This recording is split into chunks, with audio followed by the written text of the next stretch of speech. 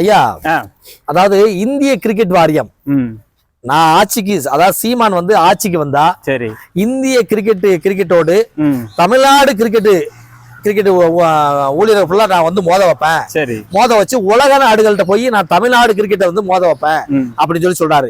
இவருடைய கருத்துக்கு உங்களுடைய பதில் என்னையா? என்னையா கொஞ்சம் சீமானு கொஞ்சம் அறிவு கிடையாது, அவ்வளவுதான். என்ன அறிவுங்கிறது இல்ல, மொத்தத்துல அறிவுங்கிறது இல்ல. ஏன் அப்படி சொல்றீங்க? ஏன்னாயா முதல்ல ஒரு வீரனை தேர்ந்தெடுக்கணும்னா மாவட்ட அளவுல தேர்ந்தெடுக்கணும். சரி, அதுல தேர்ந்தெடுத்தல வெற்றி பெற்றதுக்கு அப்புறம் மாநில அளவுல தேர்ந்தெடுக்கணும், மோத விடுவாங்க. அதுலயும் வெற்றி பெற்று அதுல ஒரு வீரனை எடுத்து தேசிய அளவுல தேர்ந்தெடுப்பாங்க. சரி சரி, இதை தேர்ந்தெடுத்ததுக்கு அப்புறம் தான் உலக அளவுல போக முடியும்.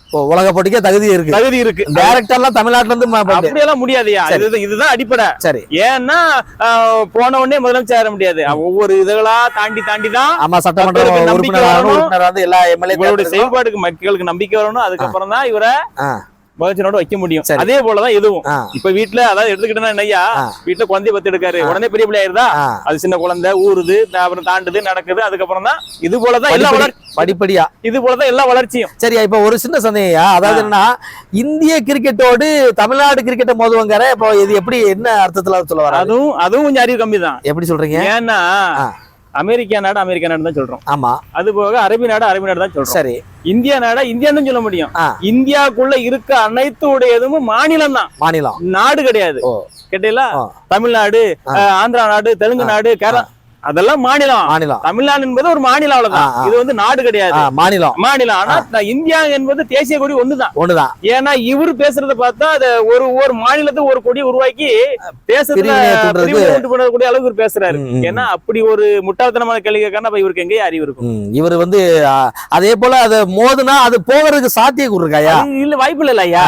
ஏன்னா நீ இங்க மாவட்டத்துல இருந்து போய் அதுக்கப்புறம் மாநிலத்துக்கு போய் அதுக்கப்புறம் தேசிய அளவுக்கு போய் அதுக்கு போக முடியும். அது எப்படியா? அப்ப நீ தமிழ்நாட்டுக்கான இந்திய நாட்டுக்கான போனா அப்ப நீ உள்ளுக்குள்ளே நீ பிரிவினை உண்டு பண்ணிதியா? ஒரு முதலமைச்சர் வந்து ஒரு மத்திய அரசுடைய அந்த அணுகுமுறை அனுமதியோ எதுவுமே இல்லாம போய் வெளிநாடுல போய் மோதுறதுக்கு வாய்ப்பு இருக்கா? அது வாய்ப்பு இல்லையா? ஏன்னா இந்த சான்றுகள் எல்லாம் பார்த்து என்னோட வீரனா என்னன்னு பார்த்து தேசிய அளவுல தேர்ந்தெடுத்து தான் அவனை வந்து வெளி மாநிலத்துக்கு வெளிநாட்டுக்கு அனுப்ப முடியும். ஏன்னா அது மத்திய அரசு தான் பண்ண முடியும். இந்த இது கூட இல்லாம இவர் பேசுறாரு. இவரெல்லாம் மக்கள் தேர்ந்தெடுத்து இவர் என்னதான் பண்ண போறாங்கன்னு சரியா? அது போல வந்து எல்லாரும் மதிக்கத்தக்க இருக்கக்கூடிய நம்ம கண்ணியத்திற்குரிய பிரபாகரன் ஐயா இருக்காருலையா, அவர் வந்து அவருடைய ஏழ்மையை பத்தி இவர் ஒரு கருத்து சொல்லிருக்காரு. என்னன்னா, ஒரு சோப்பு வந்து காலியா போச்சுன்னா சின்ன துண்டா இருந்துச்சுன்னா பெருந்துண்டை வச்சு இப்படி ஒட்டிக்கிட்டு மேல தேய்ச்சி குளிப்பதாக சொல்றாரு. அதுவும் இவர் சொல்லிதான் அந்த ஈழத் தமிழர்களுக்கே தெரியும் சொல்றாரு. எப்படி அவருடைய கருத்தை எப்படியா பாக்குறாரு? அதாவது என்னன்னா ஐயா, அவரு சொல்றாரு ஸ்டாலினுக்கு பின்னாடி அவர் அப்பா கலைஞர் இருந்தாரு, ஜெயலலிதா அம்மாவுக்கு பின்னாடி வந்து எம்ஜிஆர் இருந்தாரு, எம்ஜிஆர் பின்னாடி அண்ணா இருந்தாருன்னு சொல்லி இவங்களுக்கு எல்லாம் பின்னாடி பின்பாலம் இருக்குன்னு சொல்லி சொன்னாரு. ஆனா இவர் சொன்ன வார்த்தை என்னன்னா, எனக்கு பின்னாடி வந்து எளிமையான ஒரு பிரபாகரன் இருக்குன்னு சொல்லி சொன்னாரு. அது போக அது ஒண்ணுமே இல்லாத ஒரு பிரபாகரன் சொல்லி சொன்னாரு.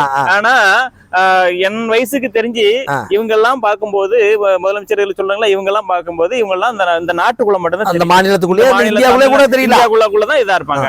ஆனா பிரபாகரன் என்பது உலக அளவுல சின்ன குழந்தை கேட்டா கூட பிரபாகரனுங்கிறது எல்லாம் தெரியும். ஆமா, அந்த உலக அளவுல இருக்கக்கூடியவருடைய என் பின்னாடி இருக்காரு சாதாரணமா சொன்னா இதெல்லாம் ஏத்துக்க முடியுமாயா? முட்டாத்தனமான ஒரு கூட்டம் அவர் பேச்சை கேட்டுட்டு கை தட்டுது, ஏத்துக்க முடியுமா? ஏன்னா உலக அளவுல இவங்க எல்லாம் இந்திய அளவுல, இவரு உலக அளவுல உள்ளவர் கூட உலக அளவுல பின்னாடி இருக்கம் எனக்கு பின்னாடி இருக்கம் சொல்லி சொல்றாரு. சாதாரணமா சொல்றாரு, அசால்ட்டா சொல்றாரு. எனக்கு வேற எதுவும் புண்பலம் கிடையாதுன்ட்டு. இது ஏத்துக்க முடியுமாயா? அது போல இன்னொரு சின்ன இது என்னன்னா,